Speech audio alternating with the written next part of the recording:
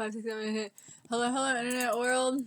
This is Norma Joe. Here's my son, being a little prince like usual, and there's my daughter in the background. Yes, it's been so long since I made a fucking YouTube video.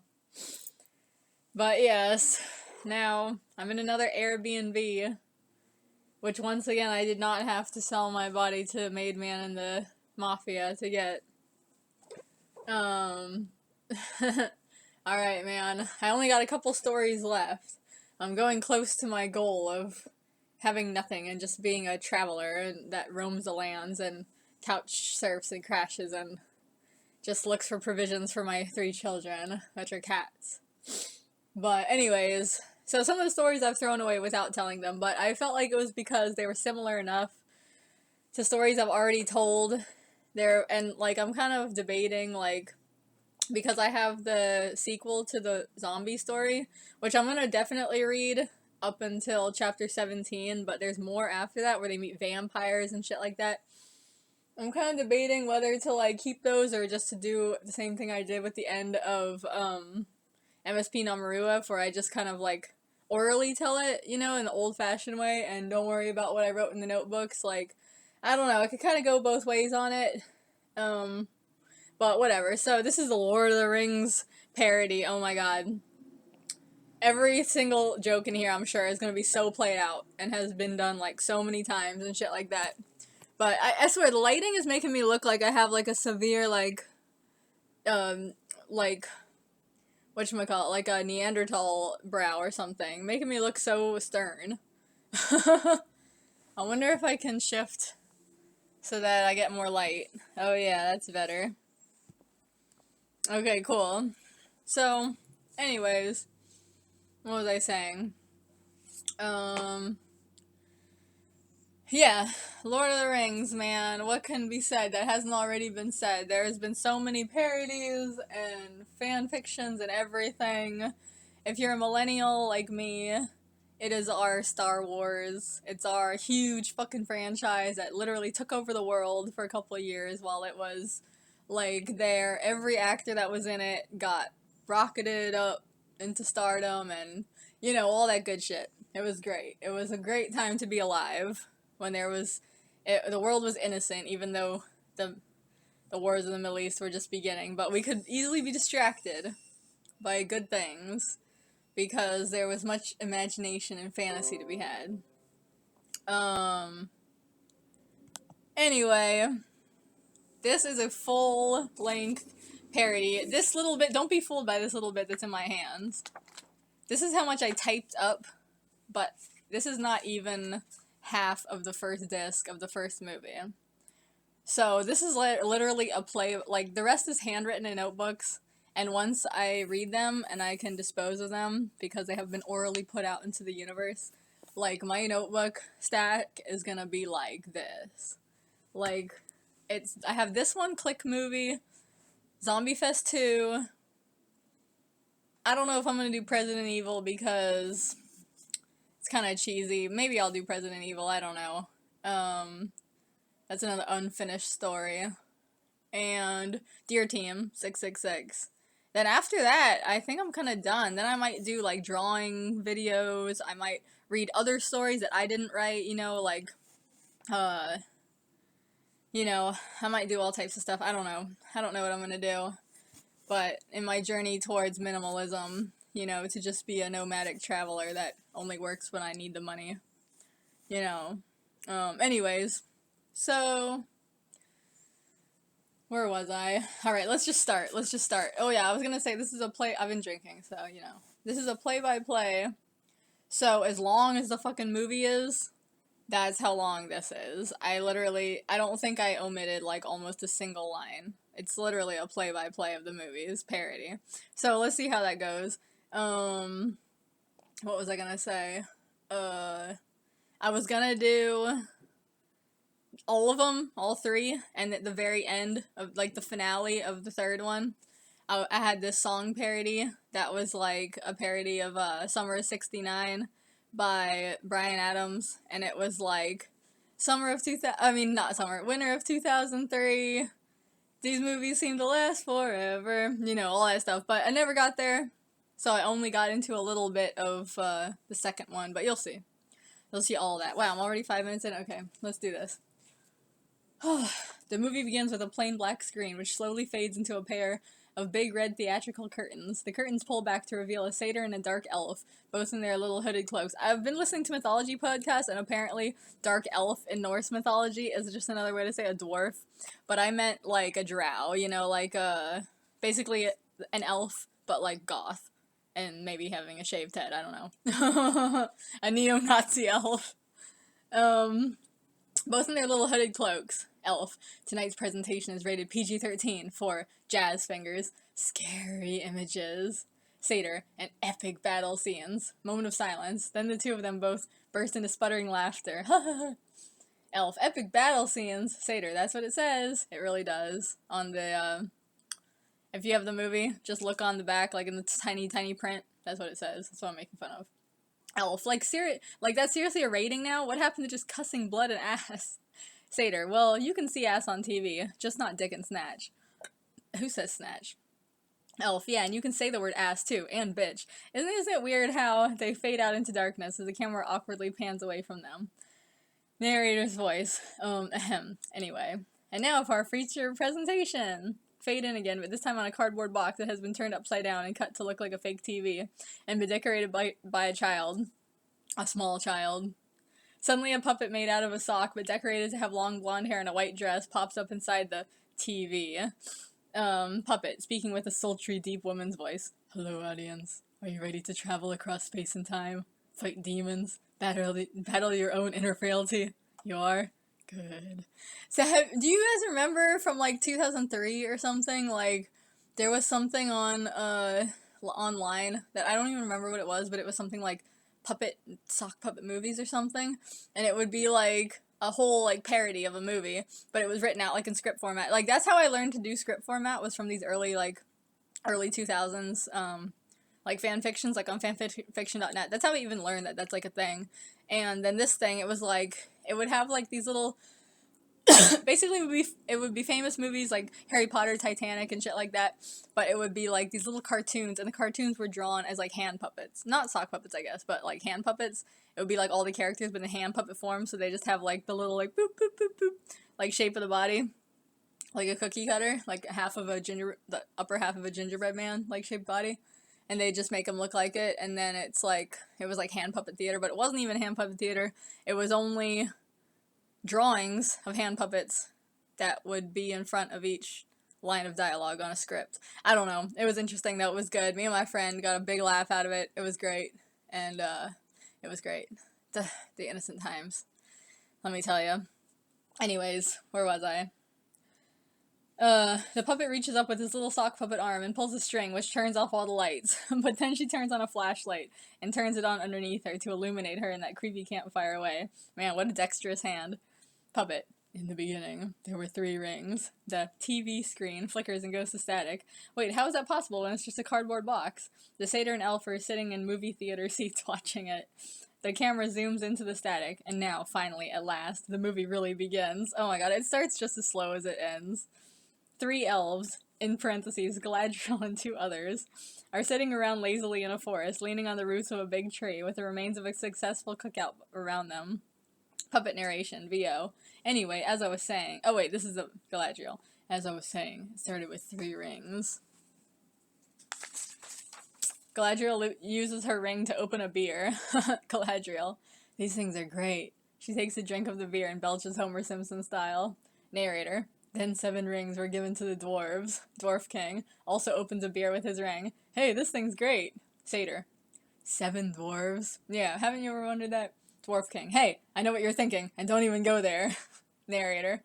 Then they give 9 rings to the humans, even though humans are totally stupid and greedy and hella irresponsible. The others didn't want the humans to feel left out. Elf King muttering. Is this, Frackle talking? Or some other Elf King muttering. Ugh. Couldn't we have just given them 1 ring and see how they do with that first? Dwarf King. Maybe it'll teach them responsibility or something. Elf. Pfft, yeah, right. All humans ever do is fuck up, and they'll never stop fucking up. The dumb bastards. The camera pans back slightly to show the 9 human kings standing right there, just off to the side. It's so funny because yesterday I was listening to one of those mythology podcast episodes, and the narrator, the guy that runs the show, he, like, described this as, like, a trope. Which I guess it is, I don't know. But I learned it from, whatchamacallit, from, what is that show? Metalocalypse. When they were, like, talking shit about their families, and they're just like, oh, I hate my family, I wish they would die, I wish I could kill them, blah, blah, blah. And then they're like, well, we should have dinner. And then he says, what do you want to eat? And then the camera goes, like, and they're, like, right there. But anyways, I wish you could see all my cats. They're, like, literally all around me. Like, okay, here's this one. Oh, look at how adorable. Now you see why I would give up all my material possessions in the world just to protect them. And then this one right here. And then the other one is over there, being a little prima donna. Slinky! Slinky! Whatever. Anyway, where was I?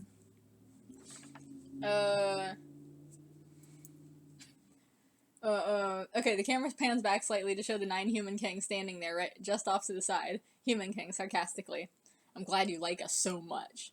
Narrator. Anyway, while they were all doing that shit, someone else was also making a ring of magical power. Cut to Sauron forging his own ring. Sauron, motherfuckers, leaving me out, huh? Just 'cause my kingdom happens to look a little different. Zoom out to show the Dante's Inferno-ish view of his lands.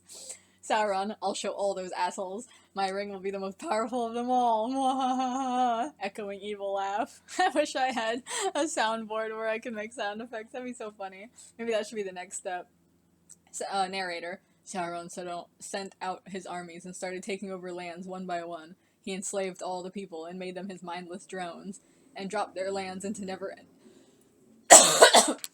never-ending darkness. Cut to one of the conquered lands, which has been turned into a hellish, eternal rave. Someone picks up a cell phone off the ground, and we get one of those annoying found footage type of things. People and orcs and other weird Dante-ish creatures are droningly dancing, in parentheses, swaying exhaustedly from one side to another, around the fire pits and stuff like that. Men and women alike are all filthy and have their clothes shredded to the skimpiest degree, making them look like Kesha. Do you remember Kesha? Oh my god. While occasionally an orc comes around and slaps their asses with a towel. Person on the cell phone, whispering dramatically like in the Blair Witch. Oh, I should do it authentically.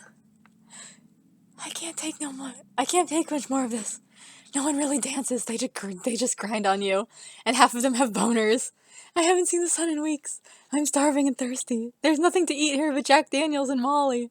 I'm tired. I haven't showered in forever. I swear I have a UTI.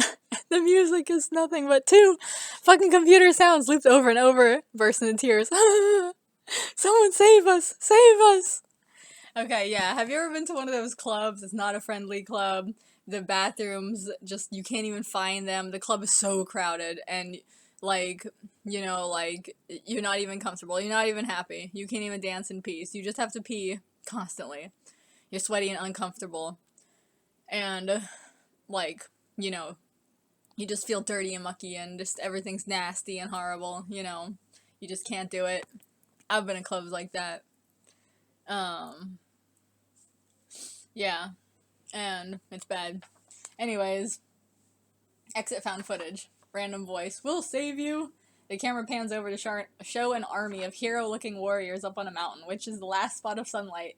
They come charging down and rage a huge, crazy-ass battle against Sauron's army, shooting arrows and slashing with swords and stuff.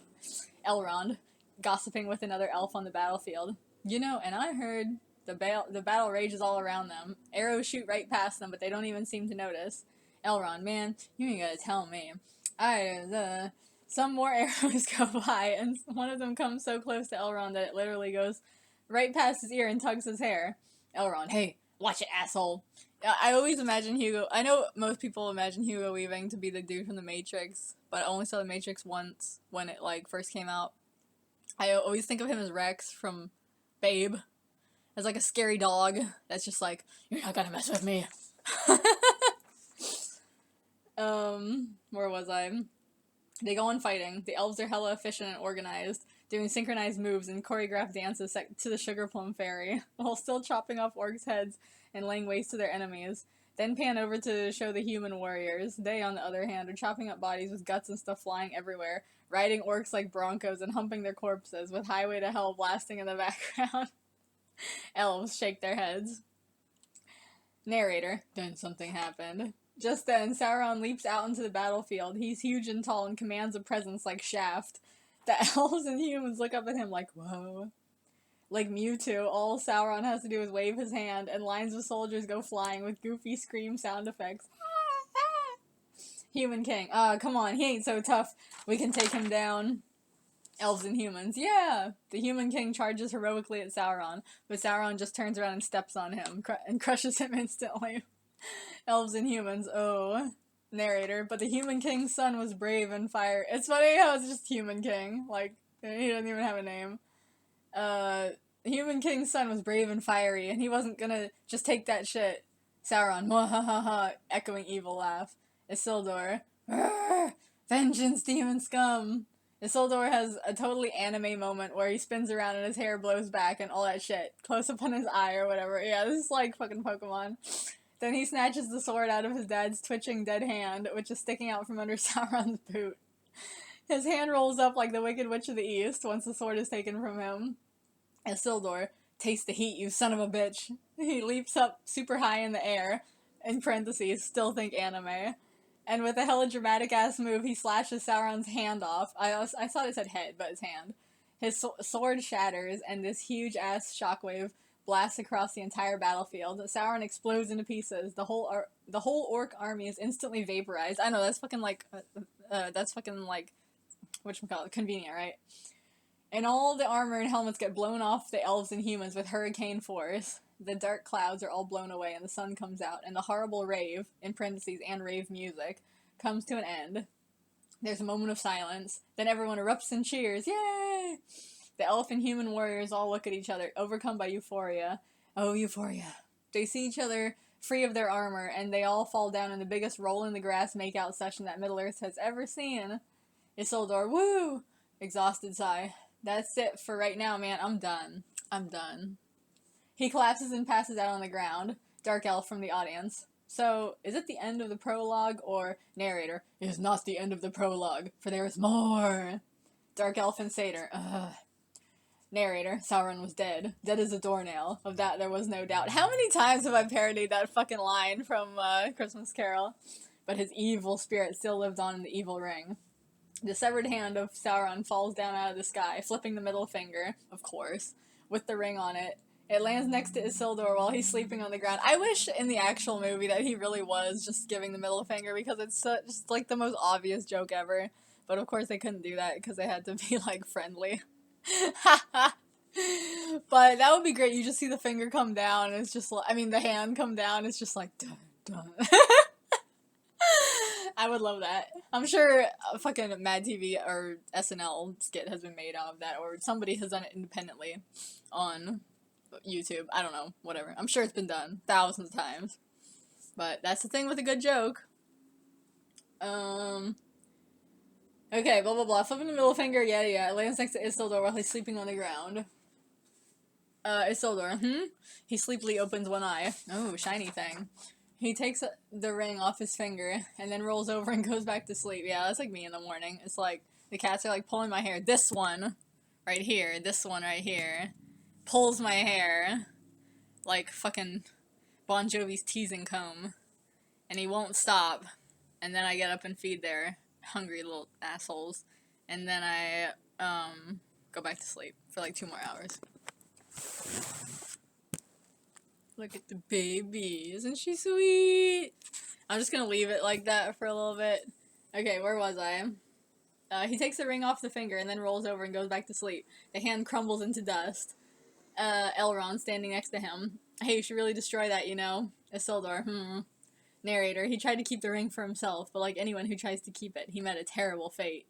We see Isildur riding on a horse through the woods with a group of guys.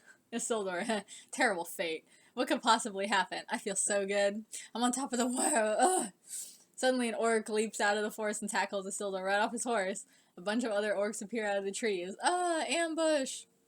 Isildur, fuck. Everybody fight. And he looks over at one of the other human guys. What the hell are you doing? Pan over to show the other human recording video on his phone. Human, I'm making a found footage movie. This shit's the way of the future, man. Isildur, you idiot. Human, man, chill. You gotten a lot more uptight ever since he gets cut off in mid-sentence as an orc beheads him.